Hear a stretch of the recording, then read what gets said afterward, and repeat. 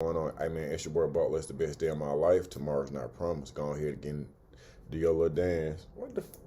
Come on, bro. Stop playing with my mic. My mic sounds nice. Right? Right?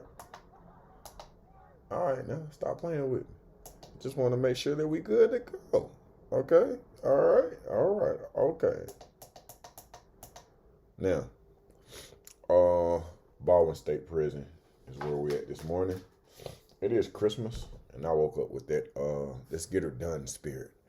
So Baldwin State Prison is actually a medium. Is medium? The security level is medium? Oh man. It was it's in Baldwin, Hardwick, Baldwin, Georgia. And I think it was built in 1976. It was restructured in 1989. No, renovated in 1989. I'm sorry. So Baldwin functions as a transportation hub for inmates moving to other facilities and provides mental health support service regionally. Now, Baldwin routinely houses around 750 to 925 adult males. In first quarter 2023, the facility held at least 159 inmates serving life sentences. Now, the prison participants in statewide transfers, meaning official population figures can fluctuate. Programs offered include basic education, GED, ABE, vocational training, like horticulture, barbering, culinary, plus support services for mental health. Now, Baldwin State Prison has a complex institutional history. 1976 to 1990. Bro, what the? Stop playing with my mic, bro. What's going on, bro? Stop it. In the early 1990s, the prison won attention when female inmates relocated out of the facility after serious reports of guard misconduct at the former Georgia Women's Correctional. Oh, so Baldwin used to be a female facility. So by 1993 to 1995, women were fully transferred out, and the facility reorganized as a man's facility. All right, now let's dive into some stories.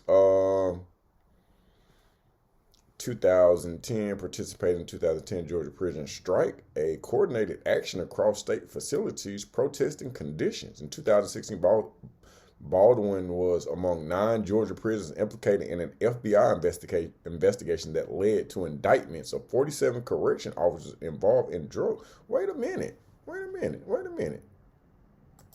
Killed on a Georgia prison bus in 2017. And now 8 inmates say they were hurt because of it. Sabrina Burst joins us in the newsroom with details about the lawsuits. No, that's cool. But I want 47. Hold on. Let's go there. I want to do this. I'm sorry. Let's go 47 officers indicted.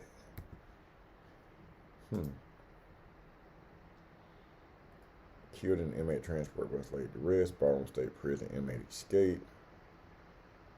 So it's not any of the. Where's the indictment? Former Georgia prison officer sentenced. It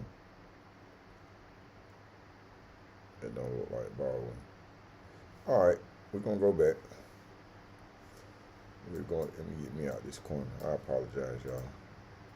Just get me out of here. Our top story, 2 corrections officers were shot and killed on a Georgia prison bus in 2017. And now 8 inmates say they were hurt because of it. Sabrina Burst joins us in the newsroom with details about the lawsuits they filed against the Georgia Department of Corrections and some state. So now, we're going to backtrack a little bit.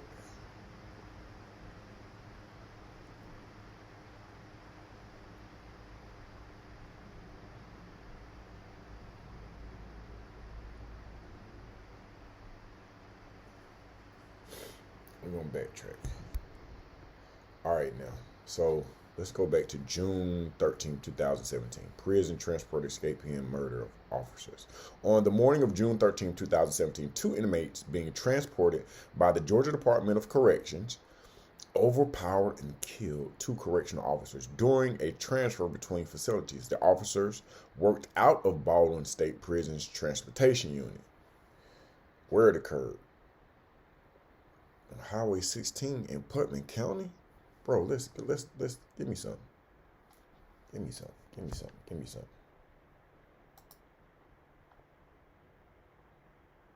I said, give me some. Brad Means, thanks for joining us as coverage you can count on begins at.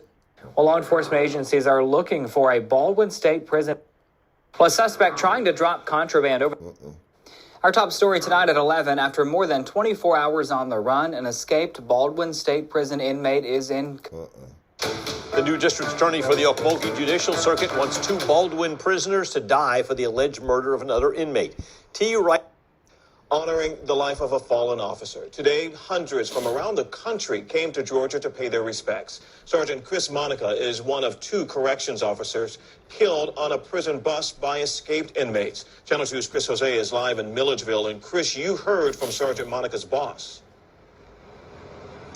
We heard from Commissioner Greg Dozier and also the Baldwin State Prison warden. And if you caught our live stream on WSBTV.com this afternoon, you know the church behind me was filled to capacity. Now, just past the front door there, you'll find this program right here.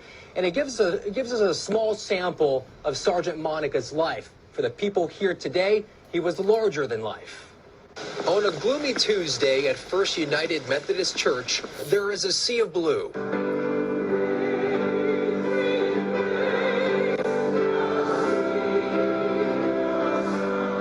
Every person in uniform is mourning the loss of one of their own. Greg Dozier is commissioner for the Georgia Department of Corrections. We love Chris and we love you guys. And I pray that over the next few weeks that we show that love to you. And if you need something, you ask. Words to a grieving family who lost a husband, father, and a grandfather. We are hard pressed on every side, but not crushed. Perplexed, but not in despair. Persecuted, but not abandoned. Struck down, but not destroyed. His niece, Brooke Lawson, spoke for the family. It's easy to get caught up in the tragedy, anger, and hate that we feel right now.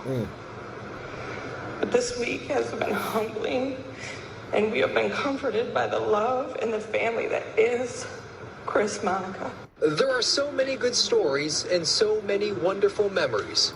Okay, so this is the funeral. I apologize. So what happened was on the morning of June 13, 2017, 2 inmates being transferred. Told you about that part. Overpowered and killed 2 correction officers. We're gonna get into some of that footage as well. During a transfer between facilities, the officers worked out of Baldwin's Prison's transportation unit. Okay, now. Putnam County, an area southeast of Atlanta, as the officers were driving a bus carrying 33 prisoners from Baldwin State Prison to another facility. Stop it. How the escape unfolded.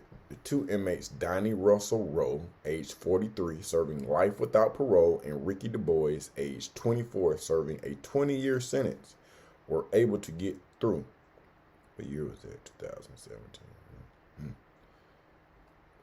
Were able to get through a partially unsecured gate on the bus and then overpowered. Oh man, let's get to that. I want to dive into that.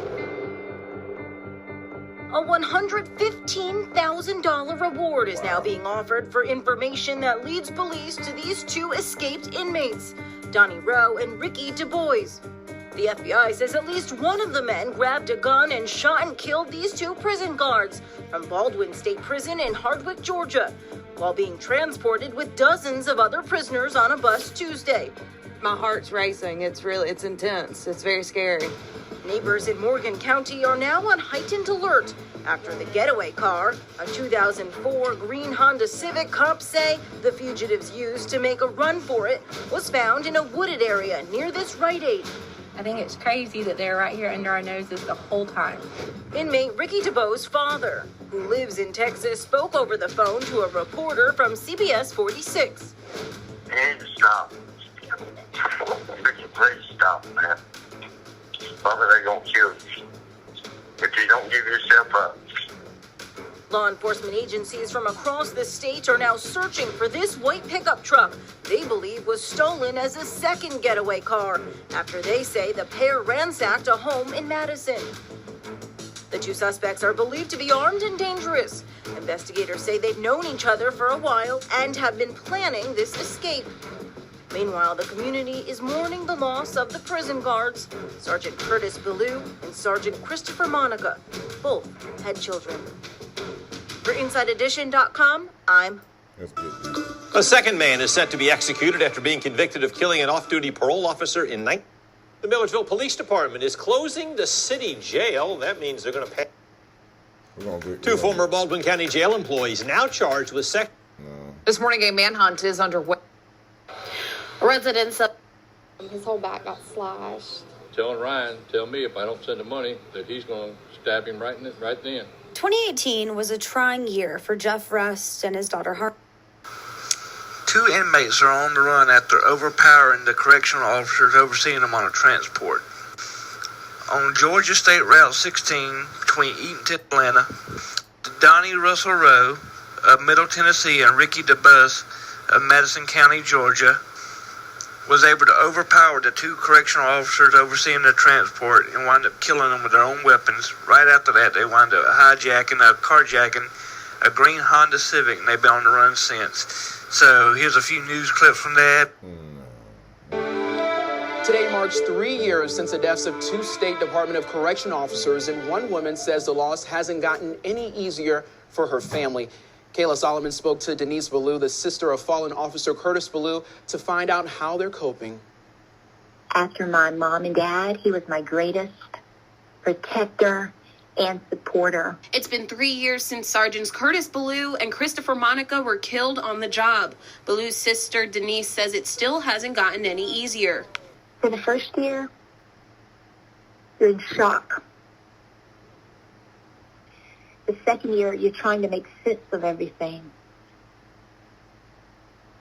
And this year, reality has really, really, really hit home. In June of 2017, Billue and Monica were transporting a bus of inmates through Putnam County when inmates Ricky DuBose and Donnie Rowe allegedly shot them. Denise says to commemorate the 3rd year, she planned to visit the site of the shooting for the first time, but she couldn't bring herself to do it. I had a beautiful wreath made and a beautiful white cross. Billue says in this 3rd year, her family is praying for a set trial date for closure. We will never move on without Curtis. We will move forward, but we will never move on because a link in our family chain was broken and it will never be replaced. With monuments and memorials for her brother across the state, including one in their hometown of McIntyre, she says one thing does bring her some peace. From the beginning to the end, on the day that his life was taken, he was still serving until the very end. In Macon, Kayla Solomon. The North Lake Correctional Facility closed for the past 2. Right now at 5, there is a statewide search underway for an escaped inmate. Take a good look at your screen right there. Right now at 11, a pair of dangerous and desperate inmates on the run tonight after killing 2 Georgia correction officers. This nationwide manhunt hitting too close to home for residents in this small community. Devastating murders felt not only by family members, but brothers and sisters in blue. Possible kidnapping, now a search for a missing teen's body. 11 Alive News Tonight starts now. Subjects escaped from prison transport bus after killing correction officers and taking their handguns. A terrible, sudden act of violence launching a statewide manhunt for Donnie Rowe and Ricky DeBose. Considered armed and dangerous, they're accused of shooting and killing 2 Georgia correction officers. There is a $60,000 reward tonight for their capture, on the run now for 16-plus hours. Investigators say they overpowered the officers on a prison transport bus in Putnam County and were later spotted in Morgan County. We have live team coverage for you tonight. Ron Jones has more on the fallen correction officers, but we begin with Duffy Dixon in Madison, where the inmates were last spotted. Duffy? That's right, and we are not far from that location where they were spotted. You can see behind me the FBI Mobile Command Center, but virtually all arms of law enforcement are now gathered here. They are doing searches. They continue even though it is dark. The worry here is to find those two convicts before they hurt anyone else. I'm scared to death. Neighbors in Madison on edge after these two escaped convicts, Donnie Rowe and Ricky DuBose, were spotted here inside the Family Dollar on Eatonton Road. Officers searched nearby businesses and this motel, going door to door. Not long before, authorities confirmed the two broke into this home on Cox Road, ransacked the place, and stole food and clothing, leaving behind their prison-issued uniforms. And every time my dog barks or hears anything, we jump up and say, oh my God, we have outbuildings and a garage behind our house. And I've checked it 20 times a day just to be sure nobody's, hanging around or whatever. Rowe and DuBose are wanted for shooting and killing two state correctional officers as they were being transported in a bus from one prison to another early Tuesday morning. About 6:45, I heard shots. Pow, pow, pow, pow, pow. Maybe 4, maybe 5, maybe 6. I'm not sure. And it sounded like somebody was yelling. I mean, like it would be something so simple as just saying, hey. 31 other inmates on the bus described watching the pair overpower the two officers, steal their service weapons, and kill them. We've reviewed a video of it. It went down just as the prisoners told. So what we know now is that the escapees carjacked a green Honda Civic from a passing motorist to flee the scene.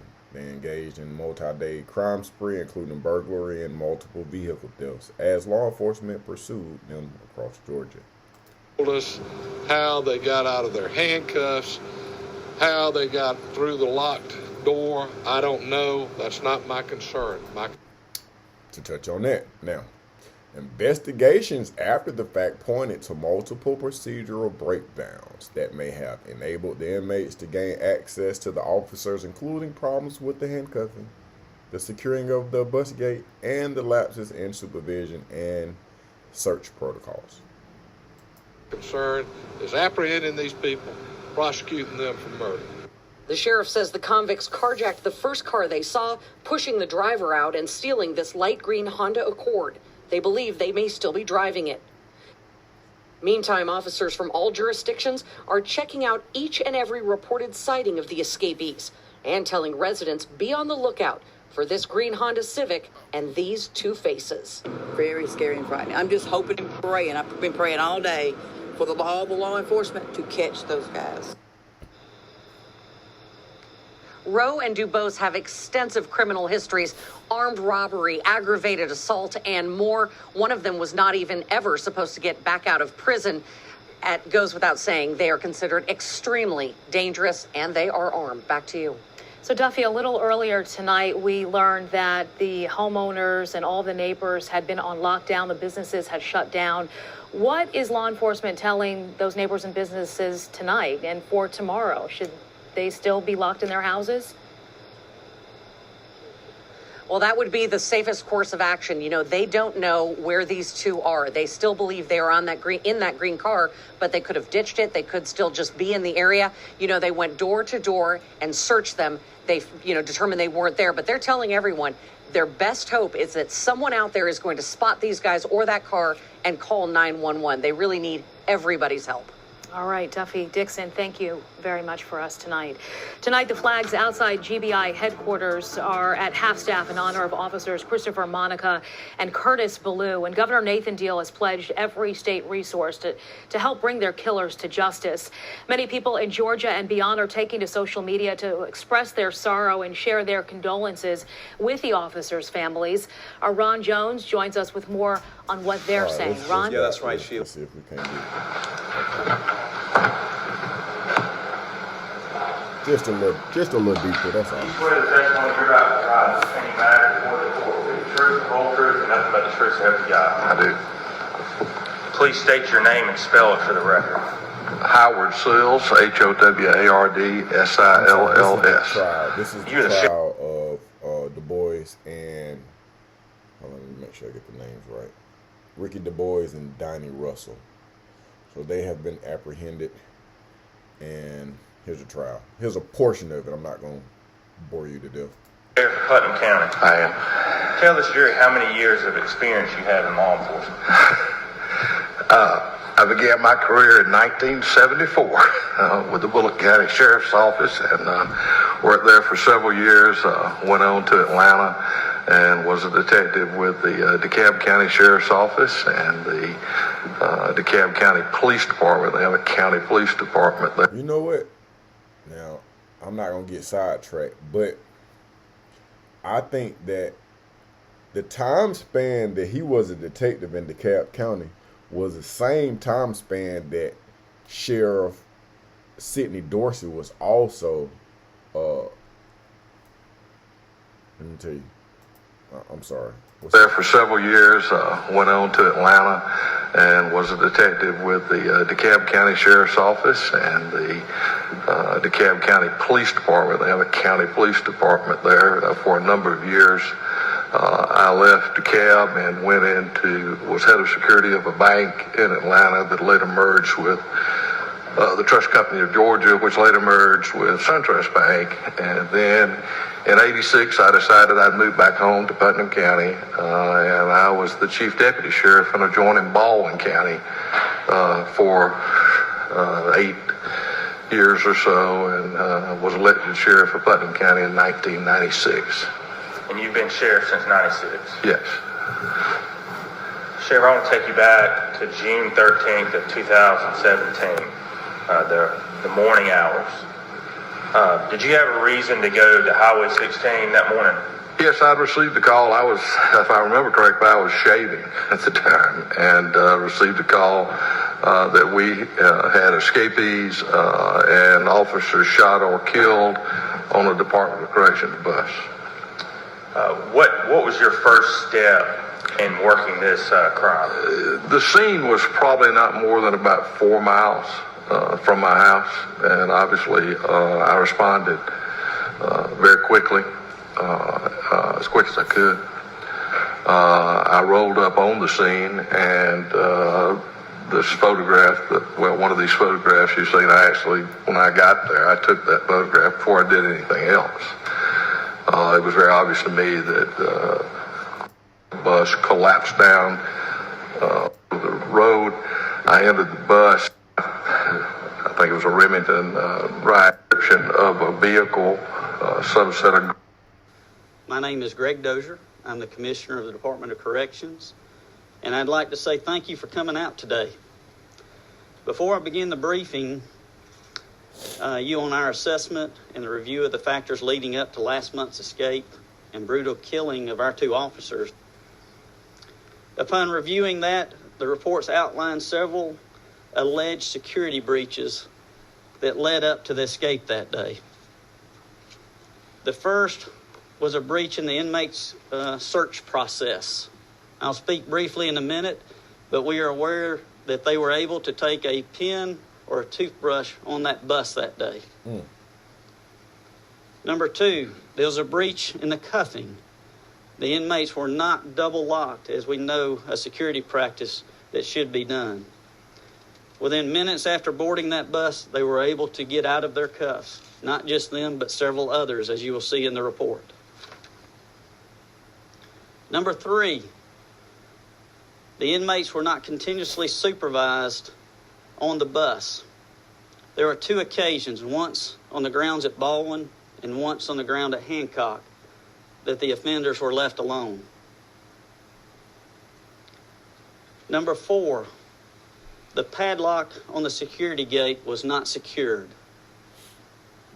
This led to, on 2 occasions, the breach into the officer's compartment of the bus.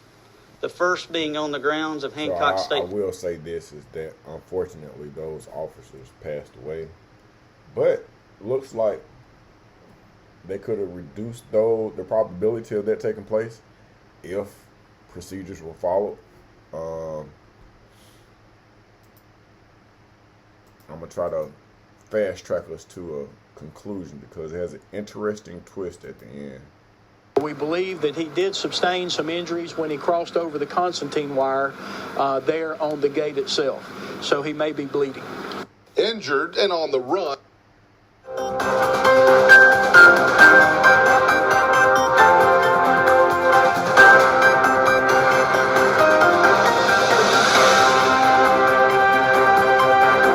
Georgia inmates have been captured, according to a tweet from Georgia Governor Nathan Deal and the Georgia Bureau of Investigation.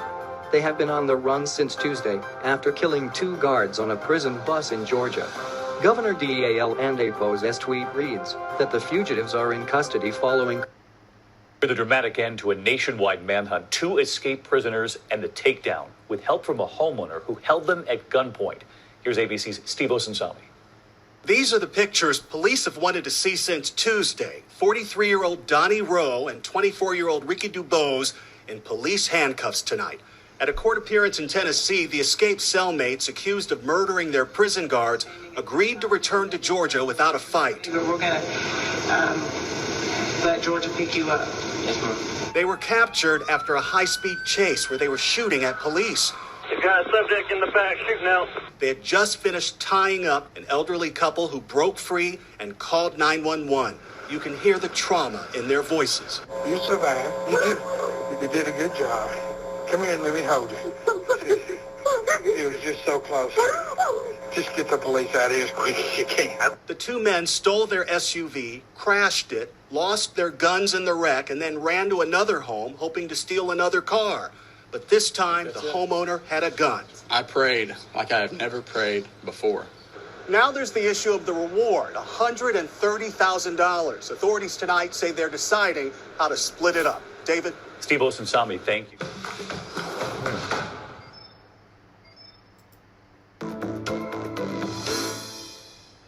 Police in Georgia are on the hunt for 2 escaped inmates. Mr. Rowe basically set accused that unlawfully with malice aforethought caused the death of Christopher Monica, a Georgia correctional with felony escape. They have also conduct, demeanor, motive, and other circumstances for malice as to each crime charged in the indictment, just as any element of the offense. Venue must be proved by direct or circumstantial evidence or both. Now, ladies and gentlemen, if after considering the testimony and evidence presented to you together with the charge of the court, you should find and believe beyond a reasonable doubt, you would do those on each of the counts of the indictment, and this will go out with you. Probably ready as well.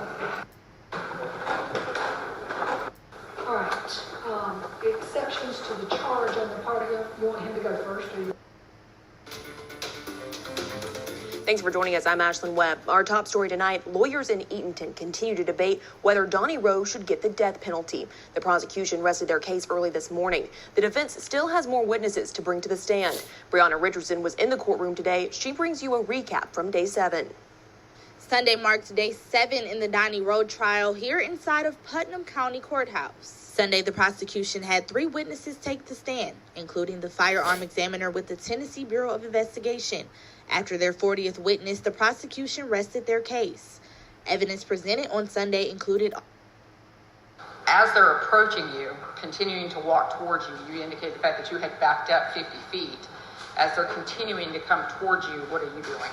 Well, I have 911 telling me to leave if I can, and I don't want to leave, so I just slowly back up again to where I can keep an eye on them because they're still coming towards me. I still have my 3-year-old daughter, and she's my primary concern. So continued to back up right to the turn in our driveway, and that's where I parked again. They continued to come around, and then they got to my driveway. When they got to your driveway, what, if anything, did they do? With their arms in the air, they got down one knee at a time and laid down for approximately 20 seconds. And you indicated the fact that they laid down for 20 seconds. Did they get back up? They got back up, walked right down my sidewalk, right to the front stairs, took a hard left to the water faucet, got a drink of water, came right back over and laid down. And as they were laying down, were you describing this on 911 as well? Yes. We, the jury, hereby find the defendant, with respect to count 1, malice murder, Curtis Billue, guilty. Count 2, malice murder, Christopher James Monica, guilty.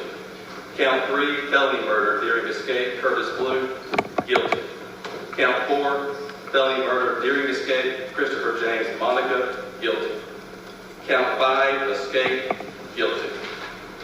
Count 6, hijacking a motor vehicle, guilty. Guilty on all charges. That's the verdict for Donnie Rowe after the jury deliberated today for a little more than 4 hours.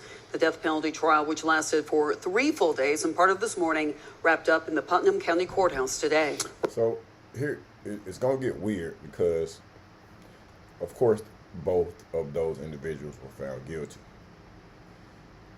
But then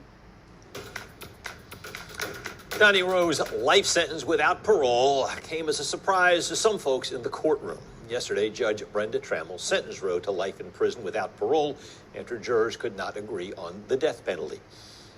Molly Jett spoke to some of the key players in the trial, which lasted nearly 2 weeks, about that verdict that brought tears, disbelief, and even anger. Putnam County Sheriff Howard Sills sees death often, but the murders of corrections officers Curtis Billue's and Christopher Monica's hit him harder. Particularly disturbing when those bodies have uniforms on. Sills says he was disappointed the 12 jurors couldn't agree unanimously for the death penalty. These are bad men, and there are people in our society that the only way you're ever going to control is to execute them. I'm sorry, it's a fact. You know, it may have been simply because he was not the man who pulled the trigger. District Attorney T. Wright Barksdale said throughout his career, he has learned not to dwell on what the jury does. Obviously, I'd be lying if I told you that I wasn't disappointed, that I wasn't devastated. It still gets weird. Day 3 of the Donnie Rowe trial saw a wrecker bring the original crime scene. Tuesday brought more graphic and emotional testimony about the violent deaths of 2 Georgia corrections officers. It was day 2 in the murder trial for Donnie Rowe. He's one of 2 prison inmates accused of killing Curtis Billue and seats away. During the 2-hour ride, he says he saw Rowe and Ricky DeBose use a pin to get out of their handcuffs, mess with the gate to the front of the bus, and talk about overpowering the guards. Well, it was just bending over talking to one another like they were whispering. I did see Mr. Rowe take his belly chains though and wrap them around his hand. Then Ralston says Rowe went through the gate while Monica was sleeping. Officer Monica was laid back like he was resting. When Mr. Rowe went up through the gate, it startled Officer Monica, and he woke back up and said, "Hey, what are you doing?" And at that time, Mr. Rowe just started beating him with the chains that he had wrapped around his fist, and he knocked him down by the stairs there by the door. Mr. DeBose grabbed one of the pistol cases. He finally got the gun out, and as Mr. Rowe was fighting with Mr. Monica over by the door, Mr. DeBose just unloaded a lot of rounds into Officer Monica. Ralston said other prisoners on the bus didn't know what Rowe and DeBose had planned. We were all terrified. We didn't know what they had planned. He was all covered in blood from head to toe. Then he said the 2 inmates escaped the bus. DeBose was out first, and then he said, "Come on, come on." Rowe then took a pistol box and followed. A lot of the guys had already moved seats because they knew something bad was going to happen. And I had actually got up and tried to move back too, and there was no more seats. Defense lawyer Frank Hogue questioned whether he was confident in his memory on something that happened more than 4 years ago. Ralston said prosecutors didn't promise him anything in exchange for...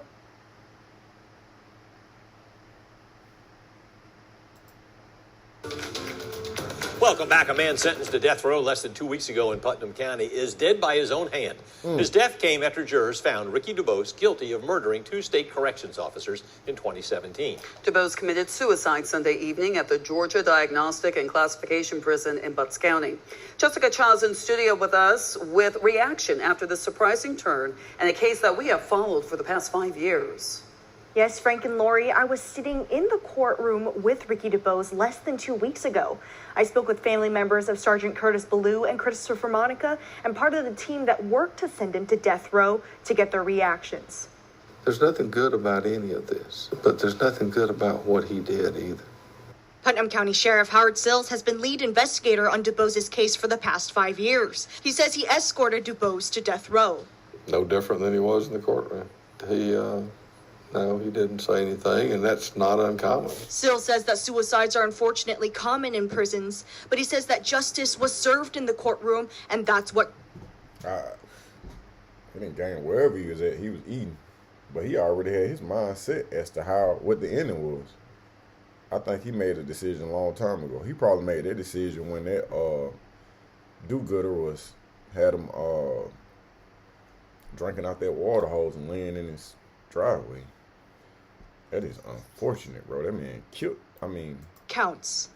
I feel sorry for the family, or at least for some of Ricky Dubos's family. But I feel more sorry for the people he murdered and all the other people that he committed crimes against throughout his life. Wasn't exactly expecting that phone call on a Sunday afternoon. Prosecutor D.A.T. Wright Barksdale has worked this case for 5 years. I believe in the death penalty, obviously, and it's warranted, and this was a case where it was certainly warranted, and the jury agreed with us on that, obviously. But anytime someone loses their life, it's not a joyous occasion. You sentence him to death, he died, right? What do y'all think? Y'all get in that comment section. Let me know what y'all think. So we're gonna touch on some of the other things they have happened at Brad Means, thanks for joining us as coverage you can count on begins at 6 with the ongoing search for an escaped inmate. Here's what we know so far. Investigators from several agencies are searching for William Knight. He broke out of jail on Monday. The search now focusing in the area of Highway 272 and Indian Trail Road in the eastern part of Washington County, Georgia. That is where News Channel 6's Tiffany Hobbs spent her day and has the latest on the search. William Knight was on work detail in South Baldwin County when he escaped and then took off in a vehicle. We do consider him to be dangerous. We can't say that he's armed, but we can't say that he's not armed at this time. Police believe Knight crossed over into Washington County, where he abandoned a stolen car and took off on foot Monday evening. We located the vehicle off in a swamp. According to the Georgia Department of Corrections, Knight had been incarcerated on involuntary manslaughter charges after being convicted of giving a lethal dose of methamphetamines to Matthew Good, a Navy sailor, in 2015. Knight was set to be released in June 2025. He's got his family ties are here in Washington County, so we do believe that that's where he was trying to get back to his family. We've been in close contact with them. So he because of his escape, because I know they called him, or they're gonna catch him. He's gonna have additional time, bro. Highway 272 at about 10 p.m. on Monday. Washington County Sheriff's Office and other agencies continue the manhunt for Knight. Well, we're hoping that a lot of escapes taking place at this facility. So, here's the truth. I had the privilege of talking to a individual who has worked for the Georgia Department of Corrections for an extensive amount of time. One of the titles that he carried was commander. In one of our conversations, he disclosed that there have been escapes that take place that you never heard the news. As weird as that may sound, they have the ability to neglect. Let's see what else we got. Well, law enforcement agencies are looking for a Baldwin State Prison inmate tonight. They say he's considered dangerous. The Georgia Department of Corrections says William Knight left his work detail today. He was serving time for involuntary manslaughter. He was last seen driving this gray Toyota Corolla. That's a hell of a work detail. Well, you could just walk off and you got involuntary manslaughter. That's wow. To me, it's wow. Is that wow? With Georgia license plate number ABN 5644. According to the Department of Corrections, he is considered dangerous but not known to be armed. If you have any information or think you've seen him, call 911 immediately. Well, a suspect trying to drop contraband over the fence at Baldwin State Prison Saturday didn't stand a chance against K9 Diesel, who was on his first night on the job. This is K9 Diesel, the Milledgeville Police Department. And let's see what he got here. That looked like marijuana. That looks like tobacco. Oh, we got the lighters. Look at those. I wonder what's in this. Oh, we got phone chargers. Why would you have this? Why would you have? Oh, maybe they just put that there. What's in those though? And you got bugle. Okay, you got rolling paper. You probably got that saw.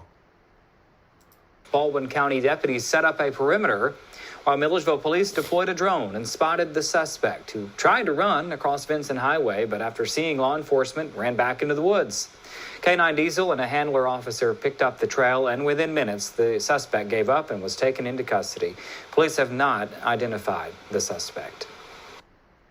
Our top story tonight at 11. After more than 24 hours on the run, an escaped Baldwin State Prison inmate is in custody, according to the Washington County Sheriff's Office. Law enforcement agencies were searching for inmate William Knight.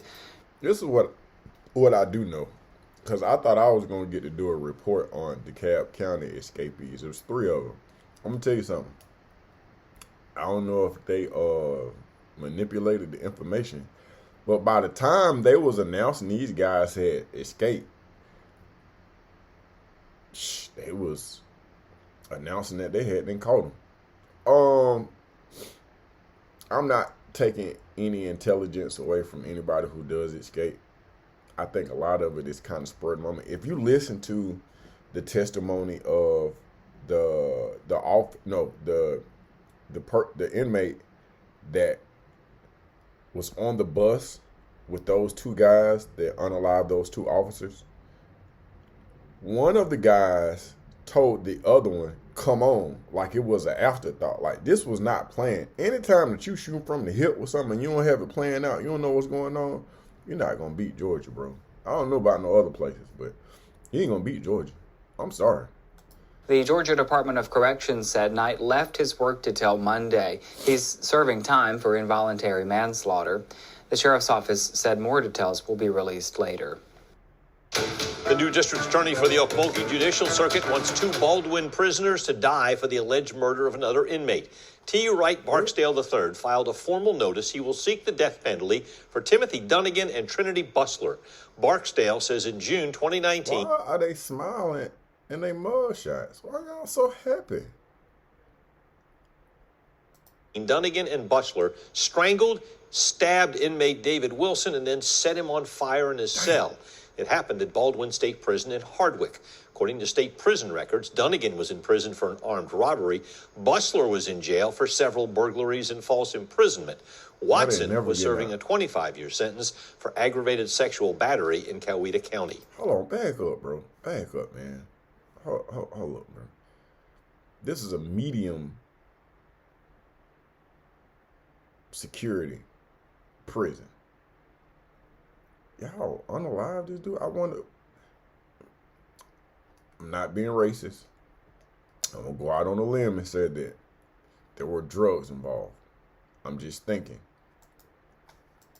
T. Wright Barksdale III filed a formal notice he will seek the death penalty for Timothy Dunnigan and Trinity Bustler. Barksdale says in June 2019, Dunnigan and Bustler strangled, stabbed inmate David Wilson, and then set him on fire in his cell. It happened at Baldwin State Prison in Hardwick. Hold on. David Wilson. David Wilson.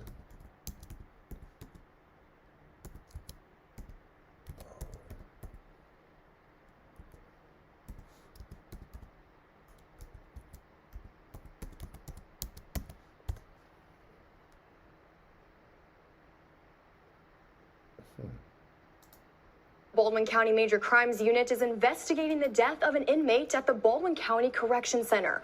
BCSO officials said correction officers found inmate Brandon Prince unconscious in his cell during a routine check and began life-saving measures until EMS arrived. The sheriff's office says families deceased inmate missing organs demand. What? Sheriff's office says new jail. Man, what about this dude? What about David Wilson? David Wilson. 31 man dies while being booked in Baldwin County Jail. But what about that? Okay, let's try it a different way. David Wilson, Baldwin.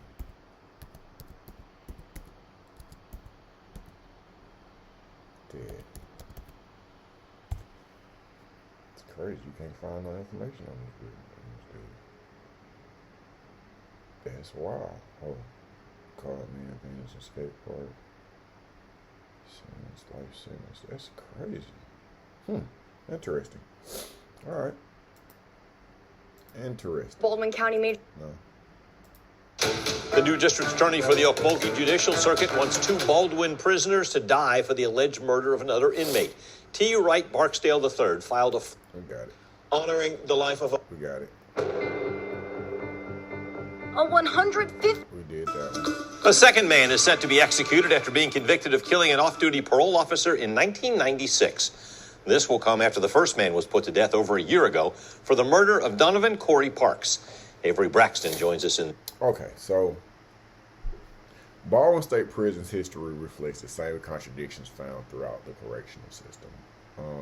Moments of deep failure alongside ongoing efforts to reform, protect life, and restore order. The loss of lives, the violence, and the tragic 2017 escape serve as painful reminders of what is at stake.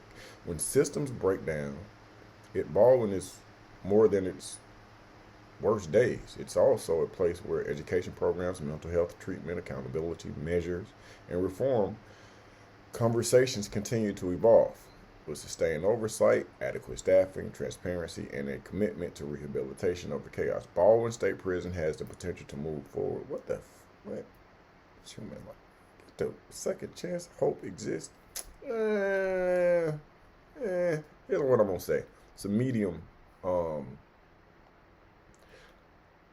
security prison or facility. You don't hear a lot of Baldwin State Prison, except for escapes. You do have crimes that are taking place, but as far as my research, man, it's not Macon State. It's not Smith State Prison. I think at the end of the day, man, it is probably better to get shipped to Baldwin than it is to go to Telfair, which coincidentally is the next prison that we're going to make a stop at. I'm out, man. Y'all get in the comment section. Let me know what you think. Please like, share, and subscribe. We out.